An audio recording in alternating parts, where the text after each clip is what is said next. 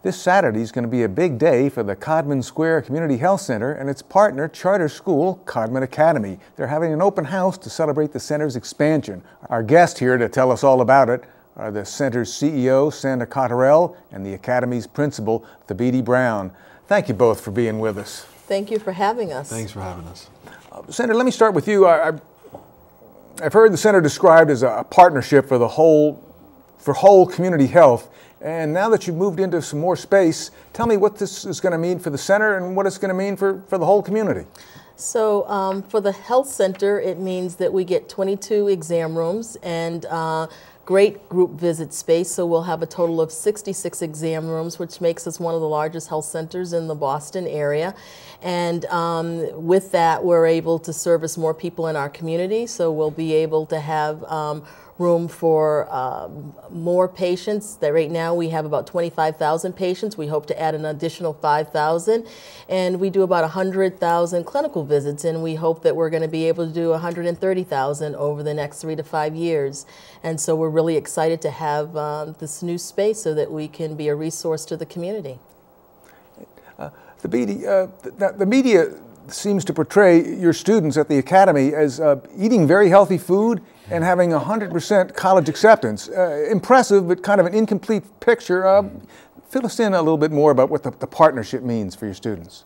Sure. I mean, our students do eat healthy food, and they do get accepted to college at a pretty high rate, and we're pretty excited about that. And the great thing about the partnership with the Codman Square Health Center is that we have an opportunity to create an environment where students are really cared for by a larger community.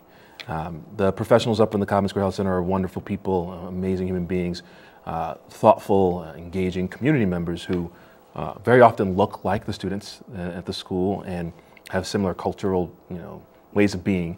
So our students have an opportunity to be with them on a regular basis and to see what they do as professionals, and to have an opportunity to then ask questions. Well, how'd you get there? What's that path like? And maybe I also would like to be part of the healthcare profession here in the city of Boston. And since we do have in the city of Boston 1 in 5 jobs is healthcare related, it's just a great opportunity to show students what's possible and to create that community internally.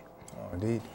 Sandra, maybe I can get you both in on this. Let me start by asking. I was thinking about last week's election, and it seems that even before we had re-elected a community organizer as president, that the center's mission had always embraced the idea of healthcare as community engagement. So, I don't know, maybe it's just a coincidence, but the center seems pretty well positioned going forward. Is that right? Yeah, I mean, I think that for what makes Codman a special and unique place is that we do view health in the broader context. It's more than just having your blood pressure and your diabetes taken care of. I mean, we've done creative partnerships that allow us to offer a broad array of community programs. I mean, we help with everything from fitness. We want to make sure that we offer tax clinics, adult literacy. So yes, we view our mission very broadly, and we view health in a very holistic way. And Thabiti, the students are also engaged in the community around that same idea. Is that not true? That is true. Housed within the school, we have a couple different clubs that are really linked to the community. We have HOSA, which is actually a club about health careers that's staffed by a doctor at the Codman Square Health Center. And our students also take part in a club called the Nutrition Action Club, whose sole purpose is to help raise awareness around healthy foods and healthy living. And they do things like create songs to perform in front of the community, or go to the board of the Codman Square Health Center to advocate for a junk food free policy on the campus, which we currently do have. And so I think their idea is to find ways, both the Nutrition Action Club and HOSA and other organizations in the school, to find ways to pay forward what they're learning about. So if they're learning about healthcare, they're learning about wellness, how can we then share that information with the larger community? Sandra,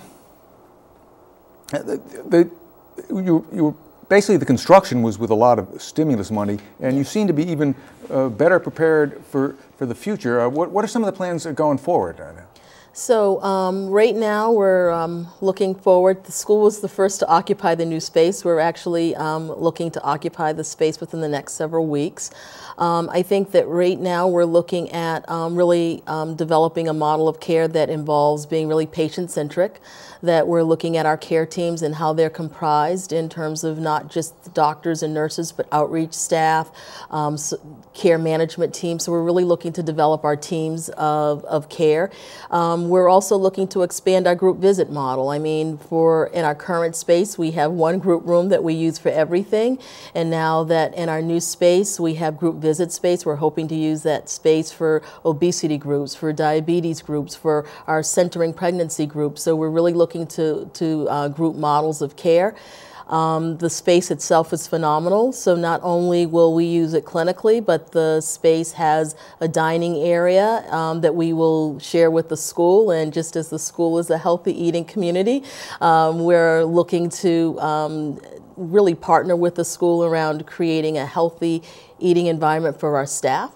We have a black box theater, so not only will the school use that space, but that space is available for the community use as well. So we're really looking to share our space not only with the school, but there's parts of our space that we will open up to the community for them to host different events in. I want to come back and ask a little bit more about that, but I just want to ask Thabiti, when I was thinking about it, on the graduates, in addition to having more space in the school now, what are some of the kind of things that they are doing, the ones that are out and out of college? What are they engaged in? Sure. So we have, I think it's 75% of the students who have gone through Codman and graduated are currently enrolled in college or are college graduates at the moment. And there are folks all over in lots of different fields, whether it be the financial industry, folks who are in teaching. We have currently a student who graduated in 2006 who is interning at the school because she's getting her master's in social work. She's interning with our school social worker. And so I think that wherever there are opportunities, students from Codman are, and you can find them there. And the ones who stay connected to us, which is the majority of them, often tell us that what they're looking for is a way to better the world and better the community, and figuring out how to take the skills that they've learned from us and gained from us and from college and pay those forward as well.